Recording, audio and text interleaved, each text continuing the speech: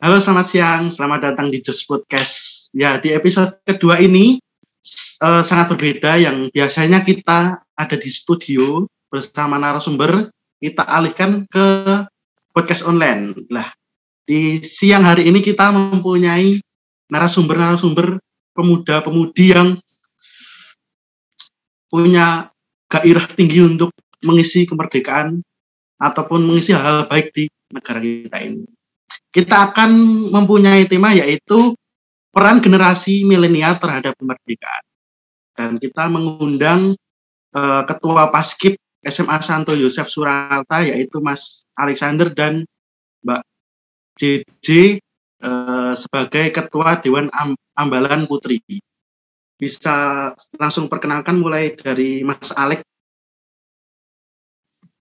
Ya, halo, perkenalkan nama saya Alexander Emanuel Saputra. Saya dari kelas 12 MIPA 2. Dan sekarang masih menjabat sebagai Paskib ya, Mas? Ketua Paskib?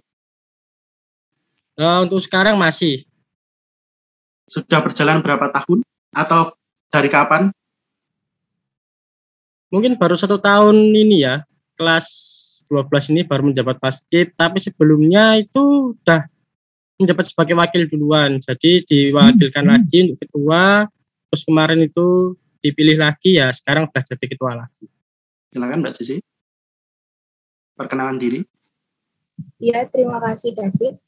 Perkenalkan, nama saya Jayawardani Januari Kristi dari kelas 12 Bahasa. Saya menjabat sebagai Ketua Dewan Ambalan Putri. Terima kasih. Ketua Dewan Ambalan Putri sudah berapa lama Mbak Cici?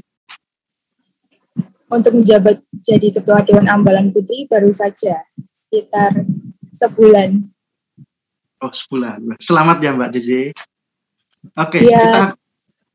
kita akan langsung masuk ke dalam tema podcast, yaitu peran generasi milenial terhadap kemerdekaan. Pas banget nih, narasumber kita adalah pemimpin-pemimpin di SMA Santo Yosef, yaitu pemimpin Paskib dan pemimpin Dewan Ambalan Putri. Saya tanya dulu kepada Mas Alexander. Apa sih Mas makna kemerdekaan bagi Mas Alexander sendiri? Ya, kalau untuk saya pribadi, makna kemerdekaan itu buat saya itu hari di mana Indonesia dapat merdeka dan lepas dari jajahan para negara lain seperti Belanda dan Jepang. Dan di hari kemerdekaan itu juga kita bisa merasakan kebebasan untuk menjadi sebuah negara. Itu dari saya. Untuk Mbak Cici, apa arti kemerdekaan bagi Mbak Cici? Rasa bebas dan rasa aman dari para penjajah, yaitu dari dalam maupun luar negeri. Lalu untuk saya pribadi, makna merdeka adalah kita bisa memaknai hidup kita menjadi lebih bebas, namun juga teratur, bebas, tapi juga kita terkendali dengan norma-norma yang ada. Oke, terima kasih Mbak Cici. Kalau untuk merdeka itu berarti kan sudah lepas dari masalah. Nah, pertanyaan selanjutnya, masalah apa yang harusnya sudah tidak ada di Indonesia ini? Bisa Mbak Cici dulu gantian. Baik, terima kasih David. Menurut saya masalah yang sudah tidak ada di Indonesia, yaitu khususnya untuk kita para pelajar, adalah rasa malas dan juga bullying yang terjadi di Indonesia. Sekarang ini kerap sekali banyak bullying yang terjadi dari siswa kepada siswa lain maupun orang terhadap orang lain. Jadi kita bisa memaknai kemerdekaan ini sebagai rasa bebas dari segala ancaman yang ada dari dalam diri kita maupun dari dalam orang lain. Bagus, makasih Mbak Cici. Untuk Mas Alex bisa langsung. Ya, terima kasih. Saya sangat setuju sekali dengan pernyataan yang Mbak Cici sampaikan sebelumnya. Jadi masalah yang harusnya sudah tidak ada itu ya seperti bullying ini gitu. Karena bullying ini sangat-sangat mengganggu mental para anak-anak yang dibully gitu. Seperti nggak jauh dari pergaulan kita lah, pasti ada bullying sedikit-sedikit. Dan untuk Mas Alek ya, saya mau tanya, Mas Alek bisa jadi ketua Paskib itu memang kemauan sendiri atau ada hal yang lain?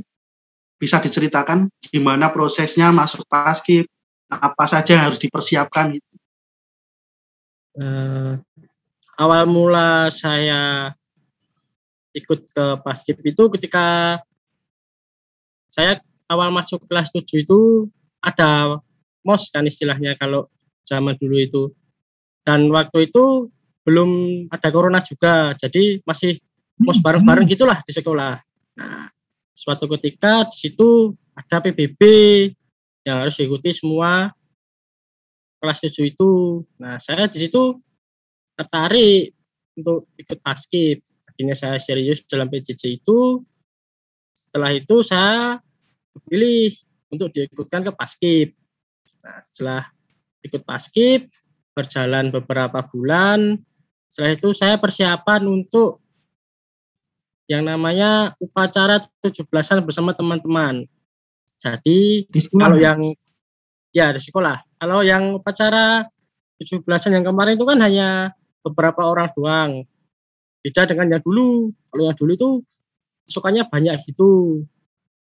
Nah, mulai dari situ saya mulai beranjak lagi kelas 8 itu saya menjabat sebagai wakil dan itu juga dipilih langsung sama teman-teman di polling gitu. Nah, akhirnya saya menjabat sebagai wakil. Terus kemarin kelas 12 sempat ada pertemuan lagi buat regenerasi dan saya dijabatin lagi buat jadi ketua Paskib oleh teman-teman dan dipercayai juga. Itu ceritanya. Kan Mas Alek ini berarti sudah 2 tahun ya dari kelas 10. Ya, dari kelas 10. Bedanya apa sih waktu upacara sebelum ada pandemi ini, setelah ada pandemi ini, apa bedanya? Yang sangat mencolok ataupun gimana?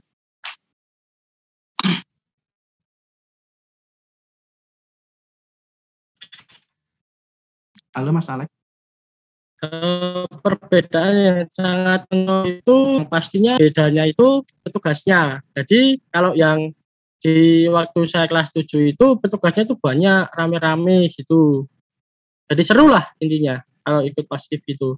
Terus ada juga namanya makrab. Makrab itu kayak malam keakraban supaya kita semua itu jadi lebih akrab gitu. Itu tuh diadain sebelum kita bertugas sebagai petugas upacara di hari 17 Agustus itu. Kalau yang perbedaan sama tahun ini? Kalau yang di kemarin itu kan ya cuman menurut saya ya kayak cuman upacara pada umumnya gitu. Ada berapa personil Mas kemarin yang ditugaskan? Kemarin sekitar 10-an kalau nggak salah. Berarti hampir separuh ada ya daripada yang biasanya? Ya, kurang lebih separuhnya ada. Oke. Terus apa yang Mas Alek itu dapatkan setelah masuk ke dalam ekstra Paskib ini? Yang bisa Mas banggakan, bisa Mas dapat dan bisa Mas pakai untuk masa depan?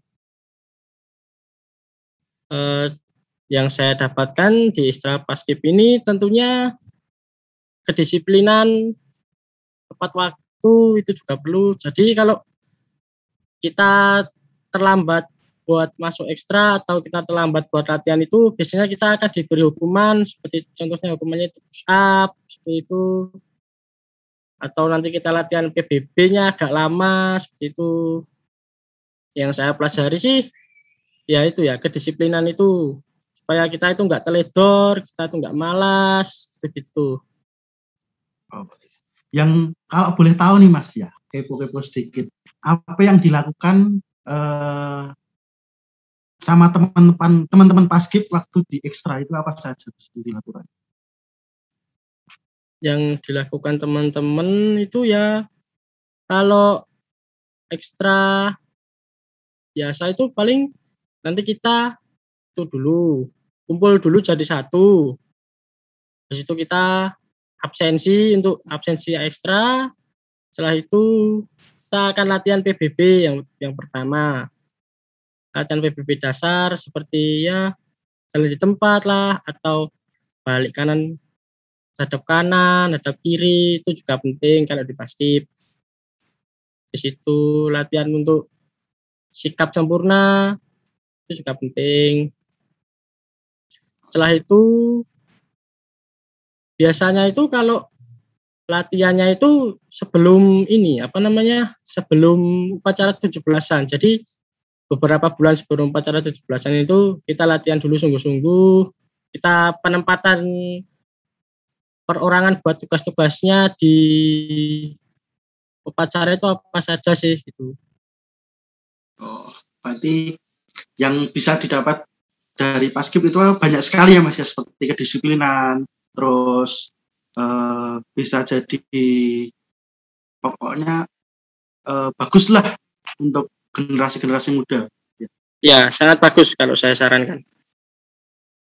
Kalau sekarang saya minta ke Mbak Cici itu, Mbak Cici bisa buka mikrofonnya, bisa menceritakan bagaimana Mbak Cici itu bisa masuk ke DA ataupun Dewan Ambalan, mulai proses dan akhirnya sekarang bisa menjabat sebagai Ketua Dewan Ambalan Putri. Awalnya saya bisa menjadi Dewan Ambalan itu dari kesukaan saya terhadap pramuka. Dari SD, setiap ekstra pramuka saya selalu senang atau excited mengikuti ekstra pramuka itu sampai mewakili pesta siaga waktu itu.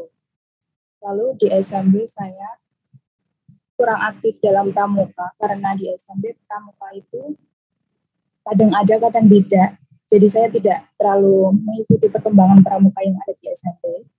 Lalu di SMA ini waktu MOS seperti pengalaman Mas Alex juga, di SMA ini waktu MOS itu saya tertarik untuk menjadi Dewan Ambalan karena kegiatannya di USAF itu seru-seru, terus juga unik, terus kayak menantang gitu, santai. Lalu waktu itu saya pernah bilang kepada DA6, ini saya DA8, jadi 2 angkatan di atas saya.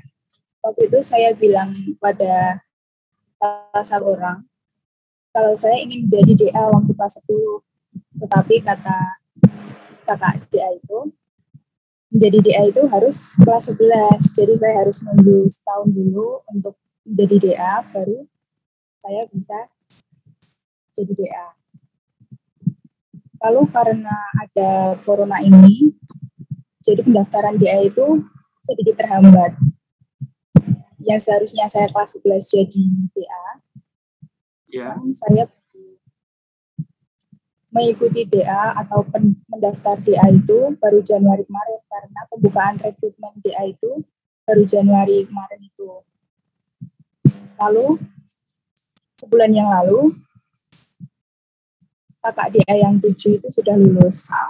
Lalu otomatis angkatan saya harus menggantikan mereka untuk mengajar pramuka di SMA sampai USAF. Kalau untuk menjadi ketua sendiri, personal itu bukan kemauan saya, karena teman-teman pada menunjuk saya, tetapi saya ya udahlah, nggak apa-apa. Ya walaupun saya jadi ketua DA, tapi dalam rembukan tuh kita nggak ada istilahnya ketua maupun anggota, jadi kita sama-sama. Semuanya ketua, semuanya anggota. Seperti itu. Oh, Bang, berarti mulai suka pramuka, ingin masuk ke DA itu kelas 10 ya Mbak ya? Kelas 10, tetapi peraturannya DA kita untuk DA itu bisa masuk di kelas 10. kan ini ada hal khusus ini ya dari Mbak JJ ini. Juga mengikuti OSIS kan, OSIS SMA Yosef dan juga DA SMA Yosef. Udah, itu gimana membagi waktunya? Boleh diulangi pertanyaannya? Kan Mbak JJ mengikuti DA di SMA Yosef dan juga OSIS di SMA Yosef. Itu cara membagi waktunya gimana? Kalau dari saya kemarin ada beberapa hal yang sedikit keteteran.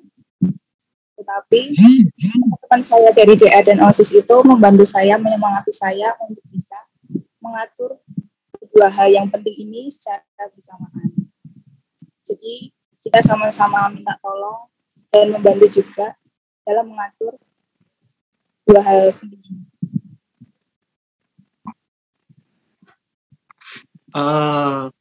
DA ya, Dewan Ambalan. Apa sih yang menarik di dalam Dewan Ambalan itu, Mbak? Hal apa yang Mbak ingin sampaikan supaya adik-adik di bawahnya jenengan itu bisa ingin masuk ke DA? Menarik apa?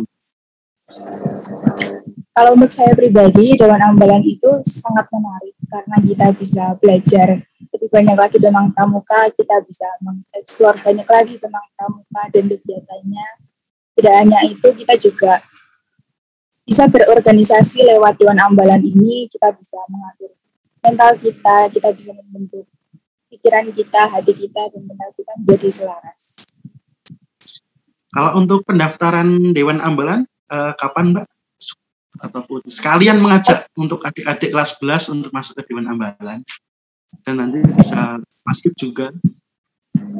Iya, kalau untuk pendaftaran Dewan Ambalan kita sudah buka tanggal 14 Agustus kemarin, lalu akan kita tutup tanggal 5 September besok. Jadi untuk adik-adik kelas 11 cepetan untuk daftar ke DA bagi yang tertarik karena kita mau tutup tanggal 5 September. 5 September. Oke.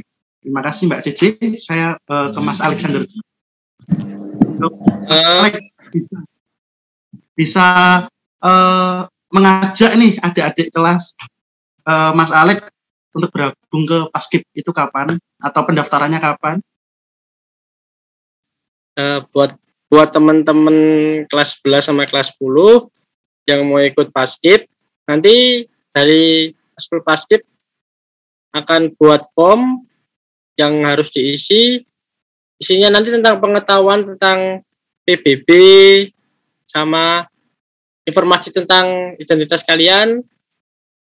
Tetapi pendaftarannya belum dibuka karena kemarin itu habis ngurusin buat 17 Agustus itu. Ya nanti secepatnya saya bikinin supaya adik-adik yang tertarik dan minat bisa langsung mendaftar dan bisa langsung menjadi anggota Paskib di SMA Yosef. Ya, terima kasih Mas Alex. Ini kan mumpung ada ketua DA dan ketua Paskib, ketua DA Putri dan ketua Paskib. Apakah ada rencana kegiatan kolaborasi berdua? Contohnya seperti kolaborasi sosial, membagi-bagikan makanan atau apa?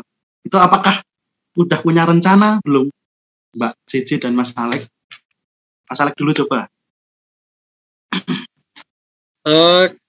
Kalau untuk dari saya sendiri sih belum ada, tapi untuk kedepannya nanti diusahakan ada untuk kolaborasi ini supaya lebih mengakrabkan kita semua dari beberapa ekstra dengan ekstra yang lain juga, supaya lebih kenal dengan banyak teman, menambah relasi, supaya lebih banyak pengalaman juga. Apalagi kan ini di masa pandemi, kolaborasi untuk membantu sesama itu dibutuhkan untuk saat ini. Mbak JJ, Ketua DA Putri, apakah ada rencana untuk bisa kolaborasi lah namanya sama Ekstra Paskib?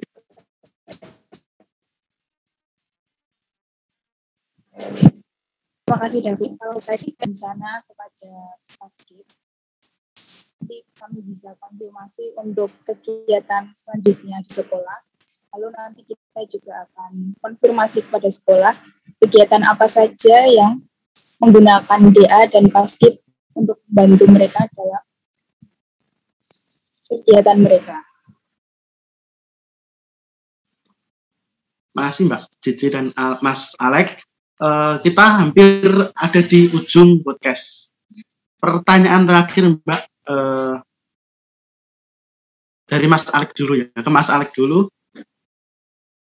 Harusnya pemuda dan pemudi Indonesia itu seperti apa sih menanggapi kemerdekaan ini, dan apa yang harus dilakukan kepada generasi milenial untuk negara Indonesia? Ya, dari saya sendiri, menurut saya generasi milenial ini harus mengimani dan mengerti apa arti kemerdekaan itu sendiri. Dengan seperti contohnya, kita bisa mengikuti upacara 17-an dengan hormat, dan juga kita bisa meneruskan perjuangan para pendahulu kita yang telah berjuang supaya Indonesia merdeka. Dengan cara kita bisa belajar dan bisa memajukan generasi-generasi untuk masa depan Indonesia yang lebih cerah juga. Terima kasih. Bisa disambung Mbak Cici? Baik, terima kasih David. Pesan saya untuk generasi milenial saat ini adalah kita ini ada di masa generasi emas, di mana kita bisa membentuk atau berbuat sekreatif mungkin demi kemajuan diri kita dan negeri kita ini. Lalu kita juga bisa memaknai nilai-nilai Desa Dharma dan Trisatya dari Pramuka untuk kehidupan kita sehari-hari, khususnya untuk diri kita sendiri, lalu untuk orang lain, dan untuk Tuhan sendiri. Terima kasih. Terima kasih untuk Mbak Cici dan Mas Alek atas waktunya yang sudah menyempatkan datang di podcast Blues Brother Podcast dan Just Podcast. Sebenarnya gampang sih. Cara menghargai negara kita itu cukup satu, menghargai produk-produk lokal. Kenapa? Karena di luar negeri pun produk-produk besar, brand-brand besar itu, kalau kalian lihat di labelnya itu made in Indonesia. Masa yang orang Indonesia nggak bangga terhadap Indonesia? Terima kasih Mbak Cici dan Mas Alek. Semoga bisa bertemu di podcast selanjutnya, dan mohon maaf bila ada salah kata dari kami tim OSIS SMA Santo Yusuf Surakarta. Buat kalian generasi milenial, jadilah air yang memberi kehidupan, jadilah tali untuk saling menguatkan, jadilah payung yang melindungi dari hujan, jadilah cahaya yang menerangi semua, dan jadilah manusia yang saling mencintai sesama. Indonesia dirgahayu untuk. Terima kasih.